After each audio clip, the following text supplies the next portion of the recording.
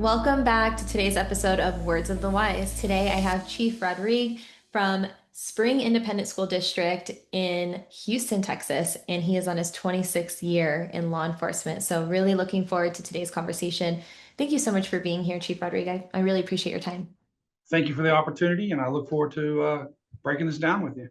Yeah, me too. I was hoping that maybe you can give our listeners a little bit of background. 26, Okay, this is a long time. So, where did it all begin? it is a long time. So I'm a lifer. Kind of knew that law enforcement was always going to be my thing. I think once you get past your early ages of grand ideas of what you want to do, you really start thinking about what it is I'm going to be when I grow up. For me, it was law enforcement. I come from a law enforcement family. I turned 21 in the police academy. So in the state of Texas, you have to be 21 to be licensed as a peace officer. So I got there as soon as I could. And then I was fortunate enough to start my career off in Harris County, which is the county that takes up the majority of the city of Houston. So it's essentially Houston. Started there, uh, worked my way through the patrol ranks. Really enjoyed that. I was a field training officer. Eventually, I promoted out to detectives, and probably had my favorite job. My second favorite, chief's my favorite job, but probably my second favorite job in my career was when I was hunting fugitives. So guys that were wanted, it was kind of like a grown up game of hide and seek for me, looking for people who were intentionally trying not to be found. And I did that for several years, and the fun, it was just a great time to be a cop during those times. Promoted back out, and then I supervised several different units, patrol division, K9 unit, interdiction unit. Eventually took over the training division, range master, and went through all those ranks through Harris County. So that's how it kind of got started. And then eventually I was promoted to a chief deputy at another agency. Love it. I know when you and I talked offline, you shared a little bit about your early days and your struggles with completing high school. And now you are on your second master's degree. Can you give a little bit of insight into that journey for you? So absolutely. So it's part of my testimony. I tell us, I talk to my team about this. I've talked to different groups. So I was a kid who made some unwise choices in my high school years. Let's put it that way. I never got in trouble. Never was a delinquent or anything like that. I was just really growing up in Texas. I would just really rather have preferred to go bass fishing than go to math class. So that's kind of what I did. And so my third year as a sophomore in high school, I was sitting in most schools. They pair you up in your homerooms by your last names. And, so all mine would have been in the R's or the S's or whatever. So the third year, I'm sitting in sophomore homeroom. I look next to me, and my sister, that's 2 years younger than me, is sitting in the same homeroom. And so right then, it was like a light or a bomb or something went off in my head, and I realized what a significant mistake I had made and what an error I had committed towards myself, because I wasn't hurting anybody but myself by not completing high school. But it was, in my mind, it was too late. I was already 2 years behind. So what should have been the spring semester of my senior year, when I should have been graduating and going off to do other things, I dropped out. Got my GED, and then I had to go to work. So with no really future prospects at the time, I started working for a friend of mine's dad, uh, roofing in Houston, Texas. And I wasn't even the roofer. I wasn't even the guy that got to do the roof. I was the guy who had to carry the old trashy roof to the dumpster and the heat. And it took exactly one summer of that in Houston, Texas for me to completely understand that I am not a roofer. And that was not my career path. So I started to wisen up a little bit, started doing things to put myself in a position to get my life pointed in the right direction, so I could go to the police academy when I was old enough. And I was fortunate enough. I had a real supportive father who has always been, I say, he's always been a shoulder for me to lean on when I needed it, or a kick in the rear when I needed it too. Sometimes that's the same day. You need both. And he got me there. He helped me get there.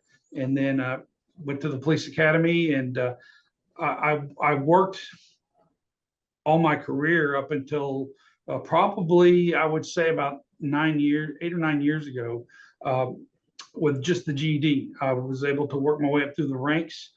This was, at least at the agency I started in, formal education, higher level education was never talked about. It was never passed on to us. Largely because the guys who ran the department, the captains and the assistant chiefs, they didn't have college educations either because they came in during the 70s and the 80s when it really wasn't talked about much at all. Uh, through working, uh, putting more work than I probably would have had to if I had better equipped myself, earlier in life. I was able to promote and was appointed as a chief deputy of an agency with a high school GED. Um, I was spent 6.5 years in that role and really learned a lot. And my wife, who's has a master's degree, told me you should go back and get your degree. You're smart enough. It's been a long time. Once you do this for yourself, and I told her, I jokingly said, what's it going to do for me? I'm already the chief. I can't be super chief.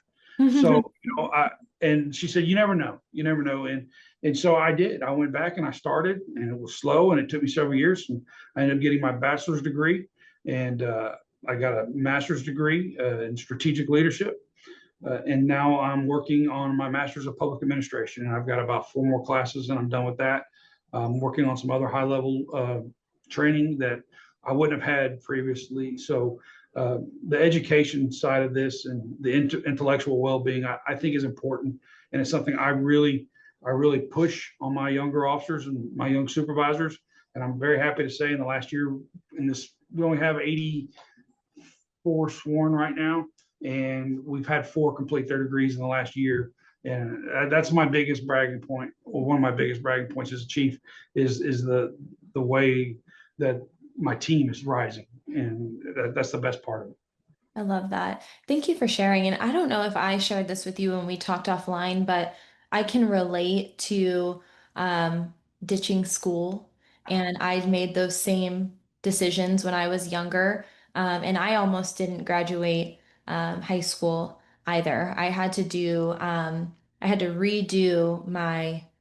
one of my semesters of junior year because I had lost all my credits because of my attendance because I was just ditching all the time. And then I do remember that. I remember that feeling of like feeling behind all of my peers, and having to try to work double overtime to make it happen. And I appreciate you sharing that with me. And I think that, you know, our growth can be dependent on our mistakes, right? So like by saying, hey, like I I had this experience where maybe I didn't make the best decisions. I was ditching school, I dropped out, but then I learned that I wanted to improve myself. And maybe if you didn't have that experience before, you wouldn't be in this position where intellectual wellness is something that's so important to you. Absolutely, and I say that I tell people that you learn the best from the worst. So some of the worst mistakes I've made, I've learned the most lessons from. Same with leadership. Some of the worst leaders or managers I've worked for in my career have taught me the most.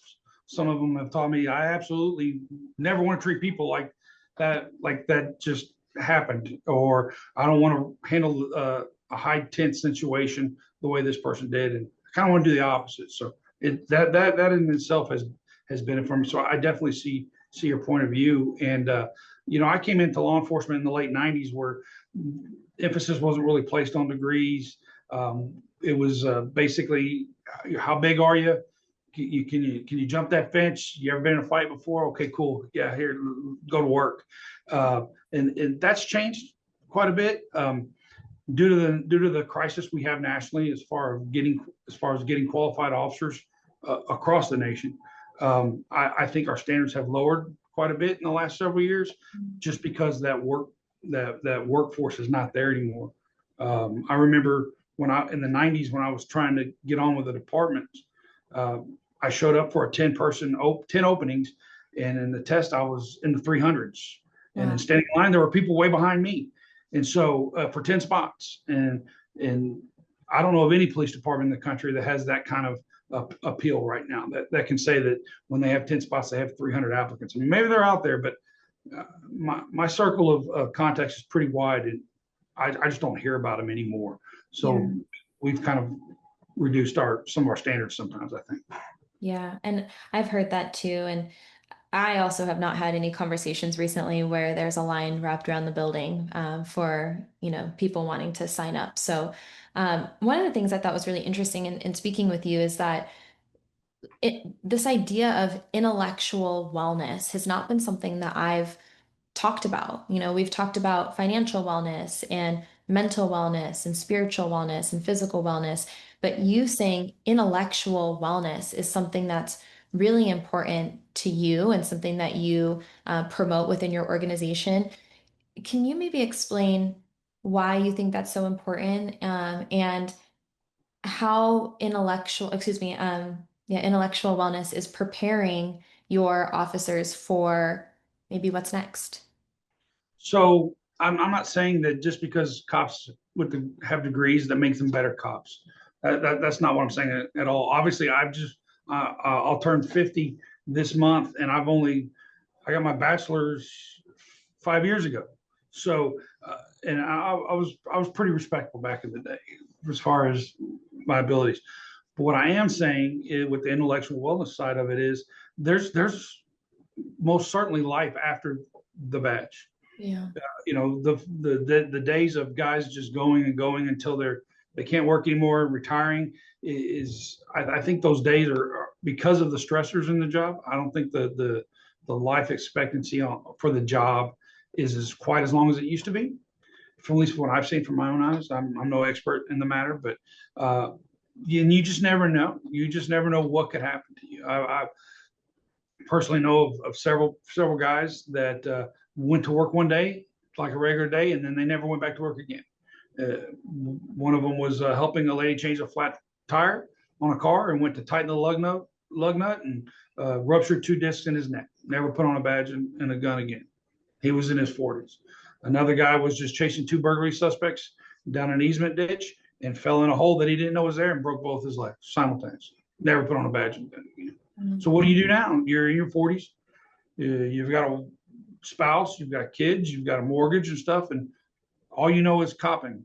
You know that really well, but you haven't really prepared to do much else. And from what I've talked to other people, friends of mine who have left the profession and now are successful in other areas, uh, the fact that they had a degree open doors that they may not have gotten into before.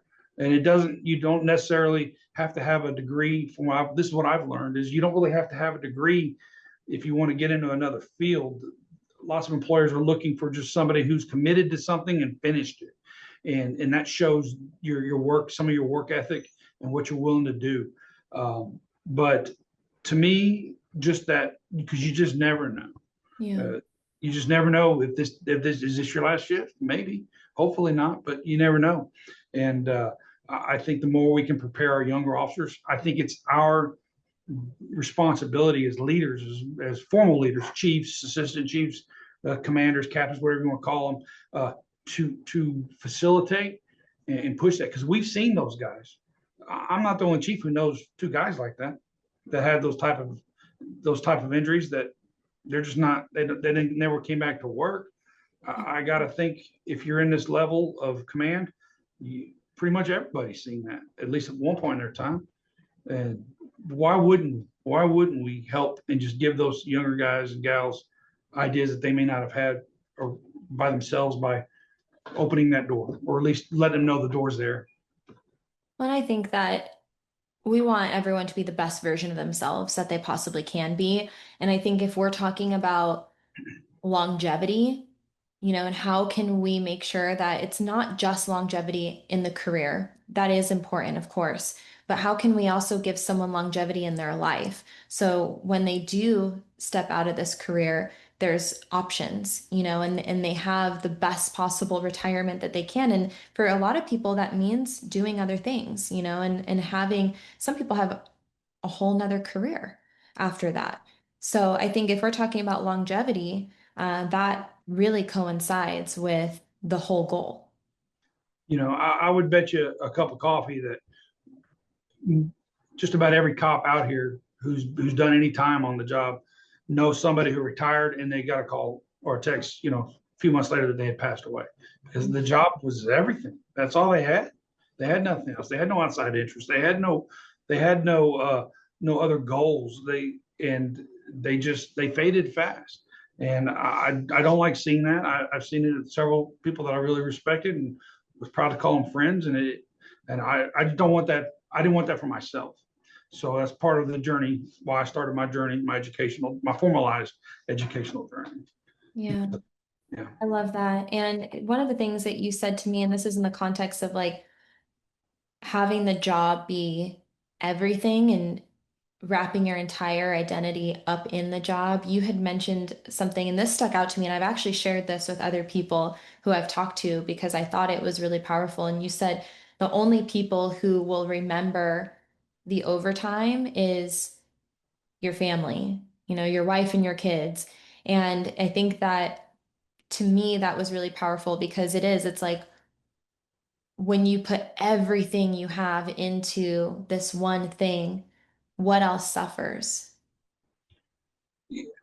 You're absolutely right. And so again, when I tell people, I tell my team or I talk to people and I say, hey, don't do this. It's because I've 99% chance I've already done it and screwed it up. So I say, we have every time you learn a lesson, I've been there and got a t-shirt for it. Well, I've got a closet packed full of t-shirts on lessons I've learned. And that saying, I saw it on social media somewhere one day that it really struck with me that the only people that were at the end when you're retired, you're gone. When people remembered you picked up that overtime shift, are going to be your kids or your wife or your husband because you missed those little things. Now I understand we all have financial needs we need to meet and we want to live comfortable lives. And I'm not speaking against that by any means, but there has to be a balance. And for so long, one of the things, you know, guys my age in the career, they have a lot of, we'll just say, different opinions about some of the newer generation that are coming into the workforce. Uh, but one thing I do see that they get it right that we didn't as much is their work-life balance. Uh, Having those times with the family, and I've been extremely blessed. Uh, I've been able to. I didn't miss many birthdays. I didn't miss any Christmases, but I made that a point not to do that. You know, I was one of those guys when I was coming up to the ranks. My kids were very young. We had a certain date that we were able to put in for the holidays on. Not you couldn't put in for the holidays before a certain date of the year, and I knew that date every year, and I had the first one in there on the captain's desk. I need Christmas morning off, But I prioritize that. Why did I prioritize it? Because I listened to cops who were even older than me, been around longer than me, telling me you can't get it back. You're only going to get to see them do this once. And some of the most astute and well versed cops that I've ever had the pleasure to work around have told me that exact same lesson they learned hard by missing those things and not getting a chance to be part of those moments in your family's lives. Why I tuned in on that and learned that lesson very young when I was a young father. Uh, I don't know, but I'm glad I did. Yeah. I've also heard stories about people who are afraid to retire because they don't know their family. I can absolutely see that being the case. Um, you know, uh, what a that's really a truly impactful statement you just made to me there. Uh, yeah, I can think some names, some faces popped into my head when you said that. Mm. And I'm in Texas, but that's going to be the same in California, New York, or Georgia, Illinois. I mean, the job's the job. I think honestly, no matter where we go, and we all have those same stressors, and for someone to have that mindset, they they're afraid to retire because they don't know their family. Man, that I'm glad to say I don't believe I'm in that category, but man, I really can think of some people right now that I've seen that happen. So that's truly impactful to me. And I think that the one word that you said that I think is important for everyone to understand is it's like you said, you made it a priority. It's that word priority. And I think that that can be in the context of so many different things, but it's the prioritization of your family. It's the prioritization of your health and wellness. It's the prioritization of, your being there for your community or your team. And so I think that if you can take a look and say, hey, these things are really hard because everything's challenging, right? Like this is a hard career. It's hard to show up and have that work-life balance and show up and be present for your family, or it might be hard to get time off, but is it a priority? And if it's a priority, you can make it happen. It has to be a priority. I said the same thing about Christmases, but I never missed I never missed a Halloween with my kids because as soon as that, you can only put them for so long out. But I knew that day, and October 31st, I was off every Halloween, and guys would come in complaining because they wouldn't think to do it till 2 or 3 weeks before Halloween and they wanted to be with their kids, and I get it. But that cat would say, "Well, Matt had his in 6 months ago. I've signed. He put in for this date 6 months ago, so I never had an issue. And if you're conservative with your leave time, and that's another issue that I think I've seen really bite some cops hard is not being more strategic with your leave time that you have, whether it be vacation or sick or however your agency uh, doles it out to you. But being conservative and strategic with that will pay dividends because you'll have opportunities to be at those moments, to be at those games, to not miss those recitals. And one of the biggest, I would say, achievements of my career in my long career that I've had is there's very few that I missed.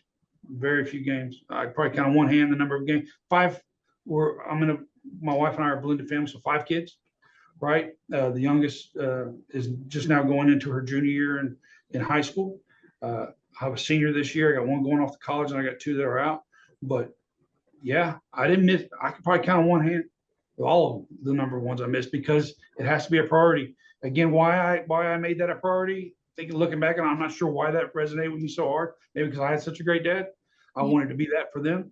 But yeah, if that bites you, I'm sure it would bite some people hard when they think about it. And I think that, like you said, you had mentors and you had people who were saying this to you. And my hope is that this platform is that for other people, where you can hear the advice from other people who have been through it, saying, like, hey, make sure that you're making these things a priority. And so my hope is that there's someone who's listening who is taking that to heart. And one of the messages I like to send, because I think that we can become so down on ourselves, especially if we're not perfect. And I think that we all want to be perfect, even though I think that perfection doesn't exist. But we all want to be that, and so I think it's also a message of give yourself grace. And if you weren't perfect up until this point, like right now is the perfect opportunity to take those steps to try to be more present or to try to prioritize things because you can always start today making different choices. So I'm hoping that someone who hears it is inspired by that. I know when we talked a little bit, you spoke my language. You said that you guys are taking more of a holistic approach to wellness organizationally, and that wellness goes beyond just fitness. And I am obviously completely on board with that train of thought, but I was hoping that you can explain a little bit about what you mean and some of the things that you're doing organizationally to support more of a holistic wellness program. So yes, I think it's got to be well rounded. So not every agency has the opportunity, but we've been fortunate enough is we have for the physical side, we have a physical gym, a workout area in our police department that's open access to our employees to use. It's got some really great equipment in it. Our benefits, our health benefits. So through our healthcare plan, our district has prioritized wellness because I am in a school district now, working for a school district, been here 3 years.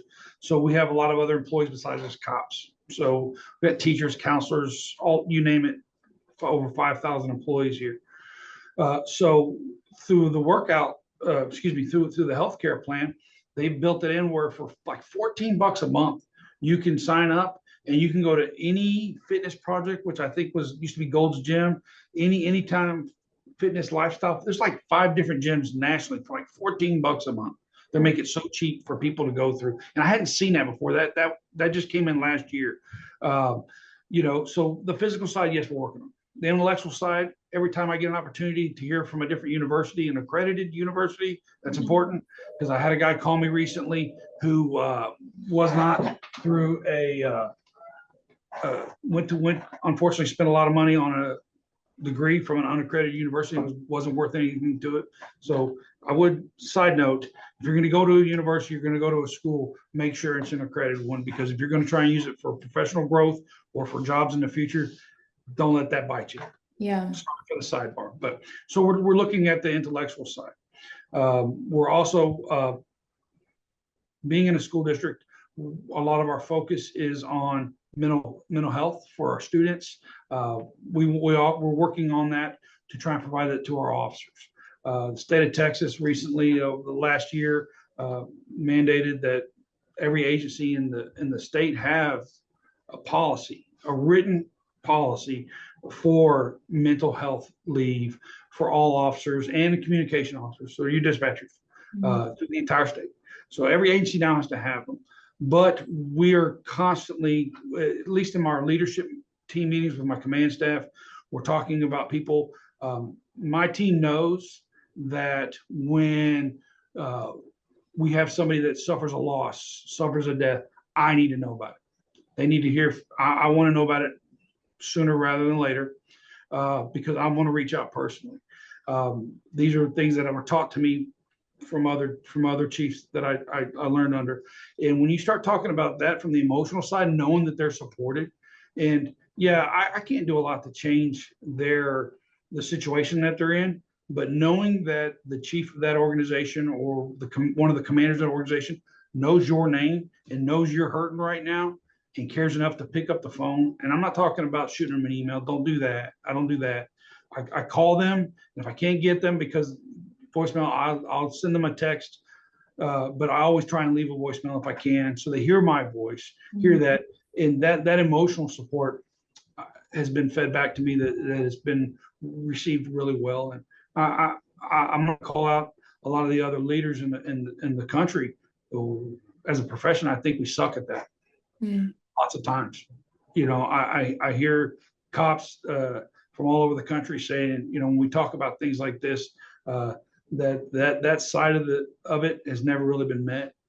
We're pretty hard and fast in that, but I think those times have to change, and we have to be the one to extend that and lift those people up when we can. Yeah, no, I appreciate you saying that because I have heard that before where people are like, yeah, I got injured and I never ever heard from anybody, Yeah. and I just felt alone. And, and them telling me this, that they felt like, why am I dedicating so much of my life and my time to an organization who can't pick up the phone and call me and ask me if I'm doing okay. So I appreciate you saying that. And I think sometimes the small things make the biggest impact. And when people feel valued, they're going to show up and do a better job. When they feel like you care about them, and you can do that through those small actionable steps of when they're grieving, when they're hurt, when they're sick, of really just showing that you value them as a person, then they're going to show up and do a better job for you. And so it's a partnership, and I appreciate you saying that. And I wanted to ask you because I do think that, on one side of it, we talk a lot about organizational wellness. I know you outlined a lot of the things that you're prioritizing and you care about. One of the conversations I've had is, how do you get people to understand the importance of taking care of themselves? It's kind of that old adage of like you can lead a horse to water, but you can't make them drink. How do we get people to drink? How do we get people to actually take advantage of those things and prioritize their own wellness and longevity? I think you have to model the way, Mhm. right? So it'd be easy for me to sit here and say, I need all you guys to get educated. And I'm over here rocking a GED from 1993. So I think that right there, showing that I'm trying to be in the work too, show the improvement from that side of it. I think that you know,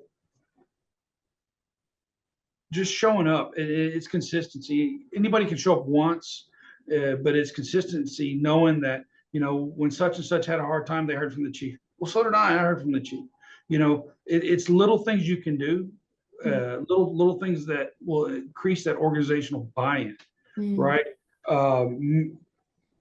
Stuff I've picked up over the years. So when my administrative assistant, who really takes care of me here at the police department, she knows whenever we have a new person come in, one of the very first things she does is add their birthday to my calendar at 8 a.m. on that morning. So I have every employee that works for me. I don't may not know their birthdays, but I know that I know when it's their day. And they usually get a text from me, or I'll see them in the hallway and make sure we have a special thing. I don't really celebrate my birthday. It's not a big thing to me, but I know it's a huge thing to a lot of people. Do those things. That's nothing. That doesn't take any time out away from your day. But the chief told me happy birthday. You know, or when organization I started work for, one day I was walking through the hallway, and it was just me and the number two for that agency. We were the only ones in the hallway. It wasn't a big hallway, so we definitely saw each other. And I walked by him, and I said, "Hey, good afternoon, chief." And he just looked at me like I wasn't there and just kept and blew right past me. You know, and that was 23, 24 years ago. I'm still talking about it to you now. Yeah. That was the type of effect those small words will have on people. And so you should never think that you're in a position where you can't make those connections, reach out and do those things. Keith Bushy, I'm not sure if you've ever heard his name before, but that if guys that have been in law enforcement know him, very storied career, quite a remarkable individual. In one of his books, he says, weddings are optional, funerals are mandatory. So when you have opportunity to go participate in the good times with your teams in their lives, if it's a possibility, do it. But funerals being all the hard times that they have, those are not optional times. If you want to be an effective leader, you have to be there for them. So you have to, may not be a funeral per se, but it's a rough patch they're going through. Those aren't optional for you. And that may be a lot to ask of some people at some agencies, but no one asked you to take this job. No one asked you to step on those ranks. At least nobody I know just was walking down the hall one day. Hey, could you please be our chief of police? This place wouldn't be the same without you leading it. You wanted it. What are you going to do with it now that you got it? So Yeah. you need to make sure those moments count. I appreciate that perspective of showing up for the good times too. And I love that tactical advice of like, I have my assistant add a birthday to my calendar first thing in the morning. So every day when I wake up, I'm looking at my calendar and I understand who I need to send a quick text message to. It does not take a lot of time Nope. to text someone. Happy birthday. Thanks for all you do, chief. Boom, done. That's I all you do. love that. Again, I didn't invent that. I learned it from another chief. I love that. The best ideas are stolen. So take Yeah, it. but Yep. still, I mean, passing it on to everyone else, because I'm sure there's a lot of people who are listening who never ever thought of that. And it's such an easy win. It's such an easy way to make people feel supported. And to your point, I do agree. I think that that creates that buy-in, and people are going to want to do more of the things that the organization is asking of them or providing for them because they're like, wow, like they actually care about me. And my wellness and my life, and so I'm going to be more apt to take advantage of the things that they're providing. And I've never ever heard that before. Maybe a lot of people do that, but I don't even know. But I've talked to a lot of chiefs, and I've never ever heard that before. So hopefully that's a nugget that someone who's listening can take away because I think that that's so cool. It works.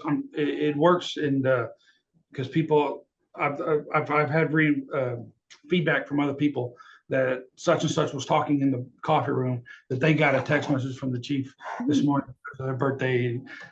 It's all how you present it. Yeah, So I love that. I think that's great. I wanted to ask you, what do you think is still the biggest challenge for wellness in the law enforcement profession? honestly, I think it's complacency. I think we get complacent in our jobs, complacent in our roles. I think that you work really hard to get this job, and now that you got it, it cops have a tendency to kind of coast. Sometimes there are different phases of their careers, right? It's up and down. When you're working for promotion, you're really charging hard to try and get that bump in rank or that special unit assignment you want, things along those lines. And then once we get it, we kind of flatten out. But it's probably most humans, you know. I speak in terms of cops because that's what I know. Again, like I said, I'm a lifer in this. Uh, I think that when we're working towards something, the effort has to be sustained, and that's difficult for a lot of people. You know, um, cops, uh, the shift work is tough on them. The conditions we work under, this, toting all this gear on your hips and your back for years, tear you up, riding in old beat up patrol cars that were great 14 years ago. But now they've seen better days, and that has an effect on you. The intellectual and emotional trauma. How many dead children has the average citizen seen? Not probably not many. Hopefully for them, not many. But how many now? You're 10-year, 20-year cop in a pretty reasonably sized busy area. How many have they seen? Probably more than they want to remember. So it's that trauma side of it too that's really just getting uh, into the light. And I say in the past few years is the trauma focused rehab for our cops. What 20 years ago you were involved in a shooting and you killed somebody. You better be good in 3 days. You get in 3 days, and then we'll see you back at work. Yeah. It just wasn't there, but I see a lot of agencies moving away from that and moving towards that type of care for their cops, which I think is a wonderful thing. Yeah, 100%. No, I appreciate you sharing that. I have one final question for you, and it's going to kind of circle back. You said that you have a shirt for every lesson you've learned, and you have a full closet full of shirts. Yes, And ma'am. so I wanted to know maybe a lesson that you can share or words of wisdom that you can share with someone who's earlier in their career. Maybe something that you wish you would have known earlier or something that's helped you along the way. Well, I got two. If you'll if you'll if Of you'll course. if you'll hear me here, the first one, I need your help from Paige. If you'll close your eyes for just a second for me, this is an exercise I do it with my whole team and lots of people. So what I want you to do is really quickly think of the single most important person in your entire life, and as soon as you got that person's face, just open your eyes. You got it? Got it. That Yep. person? Okay. Now, what I would tell our cops, and I tell our chiefs and people who want to be chiefs and want to be commanders, that every person they come in contact with is in somebody else's mind if they get to do that. Mm. Every person that you deal with is somebody's most important person. They are their father, their mother, their wife, husband, spouse, child. And when you're dealing with people in certain situations, and you said this is a very important word to me, grace. You said it about 15 minutes ago, grace, right? And if you show the people that you're dealing with the level of grace that you would want that person that just popped into your head to be shown if they were in this situation, Mm. whether it's a good opportunity or it's the unfortunate conversation that because of whatever set of circumstances they're no longer going to be employed with this police agency. If you talk to that person in that time the same way you would want your person in your head talked to if they were going through that, that's going to serve you well. And I've had to deliver that type of messages multiple times in my career, but I've never been accused of being unfair and treating people coarsely when it comes to that, because I was taught this lesson a long time ago by someone much smarter than me and had been through it, to teach people to treat people like you would want that person in your head to be treated. The second one is I've heard this before, not so much used in law enforcement circles, but and more in the mainstream. But your net worth is totally related to your network. Okay, your net worth is completely related to your network. So every agency is going to have those cops that are going to, they're not going to like anything, right? There are cops in every agency. I'm pretty sure that would bitch and complain if you gave them their weight in gold because they would have to carry it to the bank. Mm. Okay. So for those of y'all out there that are looking to progress, looking to ascend, looking to become more of your formalized leaders within your agencies, do not allow somebody uh, who has already allowed their dreams die to influence you to let yours die as well.